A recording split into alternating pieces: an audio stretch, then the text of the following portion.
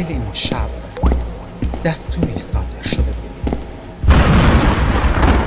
اما نه برای یک دشمن، برای خطرناک ترین مرد خودشان.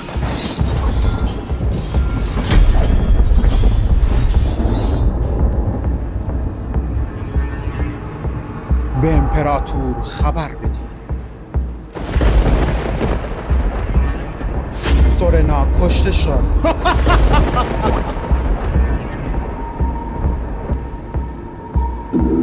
اما این پایان یک مرد نبود، پایان یک آینده بود و برای فهمیدن آن باید به عقب برگردیم. 80 سال پیش از میلاد در دل امپراتوری اشکانی، خاندانش قدرتمندترین خاندان بعد از خاندان سلطنتی بود و خودش در 25 سالگی فرمانده کل سپاه شد. اما چیزی که اسمش را جاودانه کرد یک نبرد بود. هران 10,000 سوار در برابر ارتش عظیم روم. فرمانده روم مارکوس کراسوس، یکی از قدرتمندترین مردان جهان. اما سورنا فرار کرد، یا حداقل اینطور به نظر می‌رسید. این یک تله بود و رومی‌ها در بیابان گیر افتادند و باران تیر نابودشان کرد. ارتش روم شکست خورد و کراسوس کشته شد، یکی از بزرگترین شکست‌های تاریخ روم. اما پایان داستان سورنا از این هم تلخ‌تر بود. محبوبیتش شاه را ترساند و در نهایت حکم مرگش صادر شد. او را کشتند و با مرگ او شاید یک فرصت تاریخی برای همیشه از بین رفت. حالا تصور سورنا زنده می‌ماند، نه خیانتی در تاریکی و نه فرمانی برای مرگ. او بعد از پیروزی هران دوباره سپاهش را جمع می‌کرد. در همین زمان روم هنوز از آن شکست کمر راست نکرده بود. شورش‌های داخلی، فرماندهان سردرگم و شرق مدیترانه تقریباً بی‌دفاع. این یک فرصت بود. سورنا می‌توانست دوباره حمله کند. این بار نه فقط برای دفاع، برای پیشروی. شام، بین النهرین و شاید حتی نزدیک شدن به خود روم. اما این فقط یک حمله نبود. او میتونست ارتش اشکانی رو تغییر بده. سوار نظام سبک، همان تاکتیکی که در هران روم را شکست داد، این بار تبدیل به ستون اصلی ارتش میشد و نتیجه یک ایران که فقط در شرق قدرتمند نبود، بلکه در غرب هم گسترش پیدا میکرد. نفوذ ایران به مدیترانه میرسید. تجارت، فرهنگ و حتی زبان صدها سال جلوتر می‌رفتند. شاید در این دنیا واژه‌های فارسی در روم شنیده می‌شد و جاده ابریشم کاملاً در اختیار ایران بود.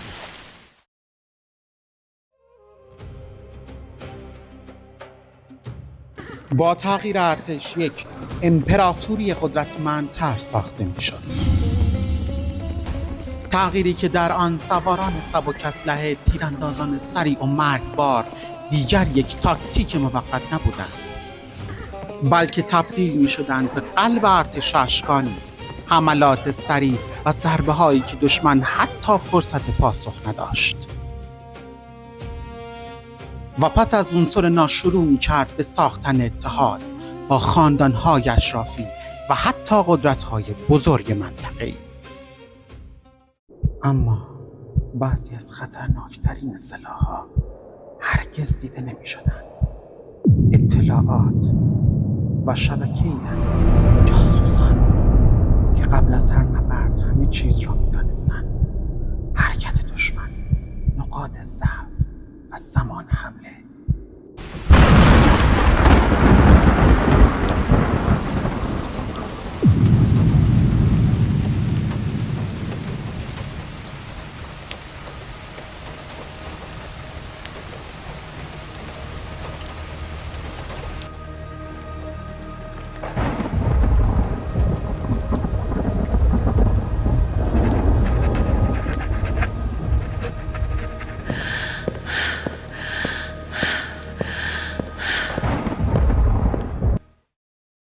و در نهایت دربار، جایی که همیشه خطرناکتر از میدان جنگ بود. سورنا تلاش کرد نزاع‌های داخلی را خاموش کند، اشراف را متحد کند و وفاداری را به یک اصل تبدیل کند، با قدرت و امنیت. اگر این تغییرات کامل میشد، اشکانیان دیگر فقط یک قدرت منطقه‌ای نبودند، بلکه یک امپراتوری بی‌رقیب میشدند.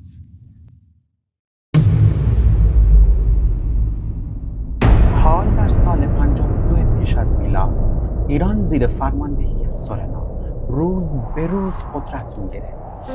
اما روم به مرز نابودی می‌رفت. ژولیوس سزار در برابر پومپه، دو مرد برای تسلط بر جهان. ارتش‌ها خسته بودند، سرزمین‌ها از دست رفته و یک امپراتوری در اضطراب فرو رفته بود. و سورنا این را دید. فرصتی که شاید فقط یک بار در تاریخ اتفاق بیفتد. اگر سریع عمل می‌کرد، می‌توانست از این آشوب استفاده کند و مرزهای ایران را فراتر ببرد. خیلی فراتر.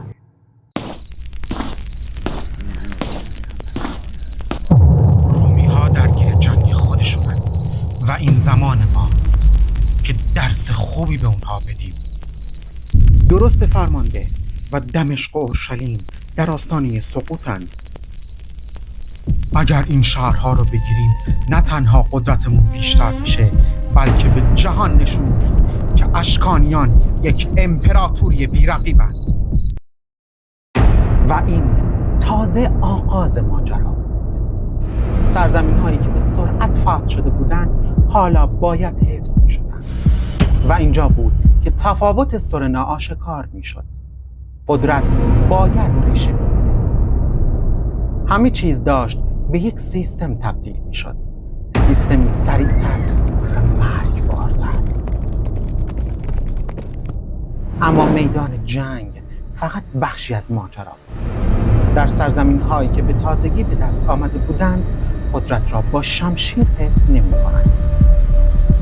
او با شبکه‌ای از جاسوسان که از پیش ایجاد کرده بود، همه چیز را کنترل می کرد. چشم‌هایی در سایه که باعث می شد هیچ حرکتی پنهان نماند و هیچ تهدیدی بی پاسخ نماند. حالا اشکانیان فقط پیروز نبودند، بلکه مسلط شده بودند. و اگر این مسیر ادامه پیدا می‌کرد، دیگر نه روم و نه هیچ قدرتی نمی‌توانست جلوی آنها بایستد.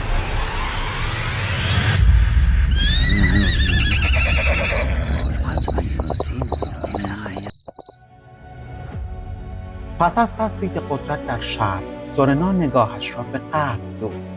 آسیای صغیر، آخرین سد میان اشکانیان و قلب مدیترانه. اما این بار با ارتشی متفاوت پیش می‌رفت. نه یک سپاه پراکنده، بلکه نیروی سریع، هماهنگ و مرگبار. حملات برق‌آسا بودند، فرصتی برای واکنش باقی نمی‌گذاشتند. رومی‌ها پیش از آنکه آرایش بگیرند، عقب رانده می‌شدند. هر نبرد کوتاه‌تر از آن بود که به جنگی تمام عیار تبدیل شود، اما به اندازه ای سنگین که یک جبهه را فرو بریزد.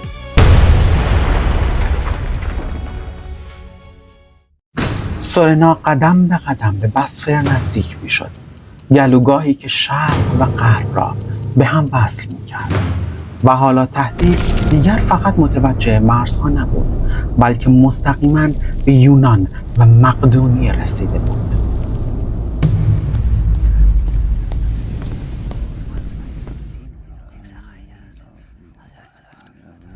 اگر بسفر سقوط کنه، ما شهر را از دست دادیم و این برای امپراتوری روم ضربه بزرگیه. روم برای اولین بار احساس کرد که جنگ را نمیبرد، بلکه دارد آن را از دست میدهد.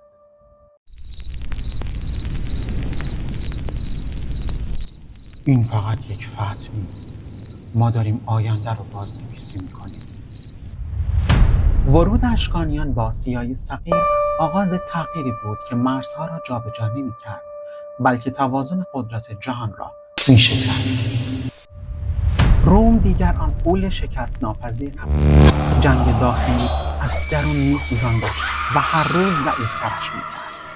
و درست در همین لحظه سورنا تصمیمش را گرفت. این بار هدف فقط مرزها نبود. هدف قلب امپراتوری بود.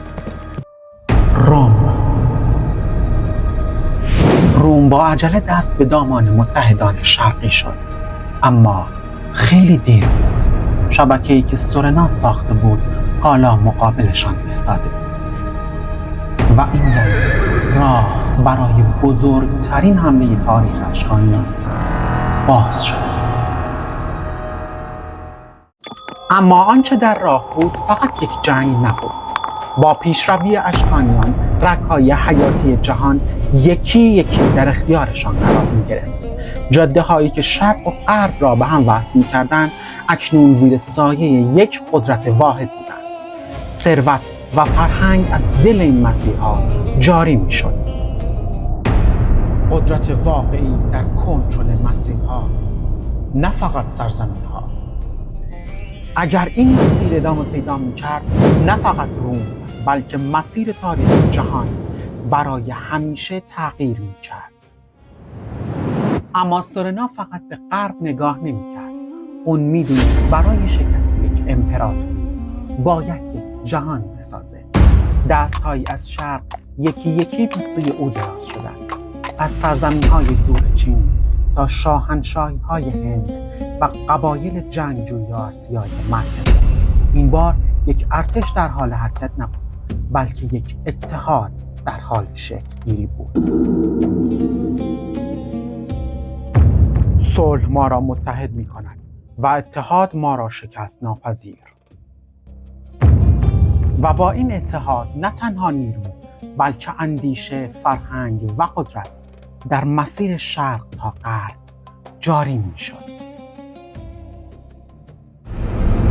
در غرب سایه روم کمرنگ‌تر از همیشه بود. یونان دیگر فرمان بردار مطلق نبود و مقدونیه میان دو جهان ایستاده بود.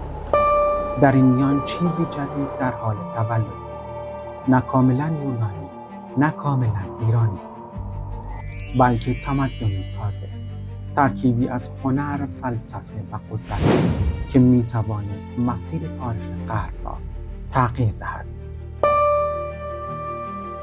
و شاید در این جهان تازه روم دیگر مرکز دنیا نبود، اما شاید بزرگترین تغییری که در راه بود در میدان جنگ اتفاق نمی‌افتاد، بلکه در باور مردم بود. با کمرنگ شدن نفوذ روم، مسیری که در تاریخ برای گسترش یک ایمان ترسیم کرده بود دیگر قطعی نبود. مسیحیت شاید هرگز آنگونه که می‌شناسیم گسترش پیدا نمی‌کرد و در عوض باورها در کنار هم می‌ماندند، نه برای حذف یکدیگر بلکه برای تغییر دادن هم. ادیانی تازه از دل همین همزیستی متولد می‌شدند.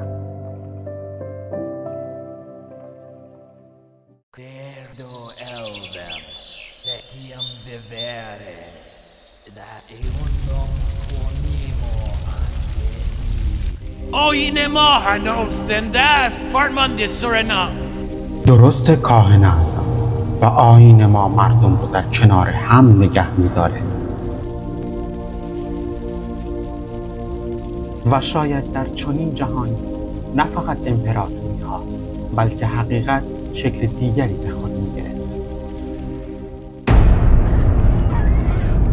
اما آنچه ارتش اشکانی را خطرناک می‌کرد فقط تعدادشان نبود، بلکه چیزی بود که در حال تبدیل شدن به آن بودند. سوارانی که با سرعت می‌تاختند و بدون توقف هدف را می‌زدند.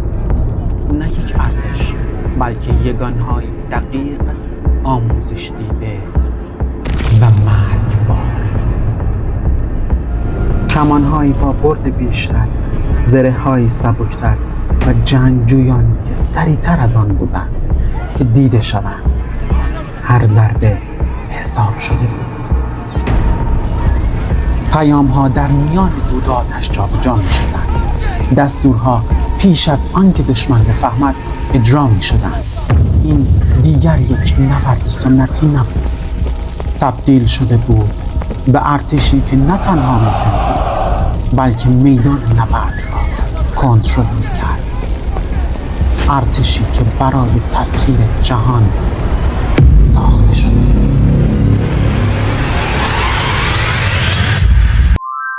اما قدرت سورنا فقط در میدان جنگ ساخته نشد. در دل مردمی شکل گرفت که با هم متفاوت بودند. اقوامی با زبانهای مختلف و باورهای متفاوت که حالا به لطف سورنا زیر یک پرچم نفس می‌کشیدند. اما در سایه قدرت سورنا چهره‌های تازه‌ای در حال شکل‌گیری بود. جوانانی با رویاهای بزرگتر از میدانهای جنگ. برخی وفادار می‌ماندند و برخی در سکوت آینده‌ای دیگر را می‌ساختند. آینده این سرزمین در دستان توست، اما قدرت همیشه بهایی دارد و شاید بزرگترین خطر نه از بیرون بلکه از دل همین آینده می آمد.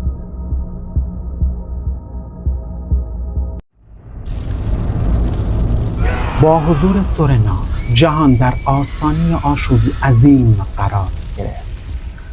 علاوه بر روم، در غرب مصر با نگاهی محتاط منتظر بود ببیند کدام قدرت پیروز می شود و در شرق هان چین در سکوت اما هوشمندانه وارد بازی شده بود و میان این دو قبایلی که نه کاملا دوست بودند نه کاملا دشمن صلح با ما قدرت می آورد. اگر دشمنان پیش از ما دست به کار نشوند. این فقط یک جنگ نبود، بازی قدرتی بود که می توانست سرنوشت جهان را تغییر دهد. اما اگر سورنا زنده می‌ماند، او فقط یک فرمانده باقی نمی‌ماند. مردی که جنگ را با نبوغش فتح کرده بود، سیاست را هم به زانو در می‌آورد. قدرت او دیگر محدود به میدان نبرد نبود و شاید به جای آنکه نامش فقط در تاریخ بماند، خود تاریخ را می‌نوشت. مقامی فراتر از آنچه هم اسرانش برای او حتی تصور می‌کردند. او می‌توانست به مقام ولیعهد شاهنشاهی برسد، جانشین رسمی تاج و تخت و معمار آینده ایران، یا در جایگاه صدر اعظم امپراتوری قدرت را نه فقط در میدان جنگ بلکه در قلب سیاست در دست بگیرد. ارتشی که ساخته بود می‌توانست به نیرومندترین نیروی زمان تبدیل شود و شاید نسلی از فرماندهان با نام و اندیشه او شکل می‌گرفتند. اما تاریخ مسیر دیگری را انتخاب کرد. روابط همیشه در میدان جنگ شکل نمی‌گیرند. گاهی در سایه‌ها تعیین می‌شوند. سورنا فقط یک فرمانده نبود. او بازیگر ماهر صحنه قدرت بود. در دربار، هر نگاه، هر سکوت می‌توانست پیمانی پنهان یا خیانتی مرگبار باشد. یک جمله حساب شده می‌توانست سرنوشت یک جنگ را تغییر دهد. اما قدرت فقط در سیاست خلاصه نمی‌شد.